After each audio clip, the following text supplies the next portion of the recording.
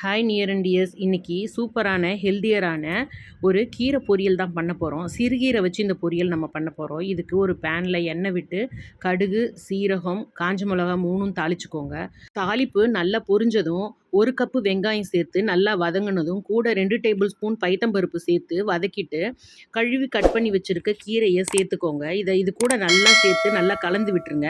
வெங்காயம் சேர்த்த உடனே பூண்டும் ஒரு 1/2 கப் சேர்த்துக்கலாம். ஆனால் இன்றைக்கி நான் கீரை சேர்த்த உடனே பூண்டு ஒரு 1/2 கப்பு சேர்த்துக்க போகிறேன். இந்த மாதிரி பூண்டு கொஞ்சம் லேட்டாக சேர்க்கறதுனால பூண்டோட ஃப்ளேவர் கொஞ்சம் நல்லா அதிகமாக இருக்கும். இதுக்கு தேவையான மஞ்சள் தூள் 1/2 டீஸ்பூன், உப்பு தேவையான அளவு சேர்த்து நல்லா கலந்து விட்டுட்டு ஒரு மூடி போட்டு 3லேருந்து 5 நிமிஷம் வேக வச்சு தேங்காய் ஒரு 1/2 கப் சேர்த்துக்கோங்க. தேங்காய் சேர்த்த பிறகு நல்லா 1 நிமிஷம் வதக்கி விட்டுடுங்க.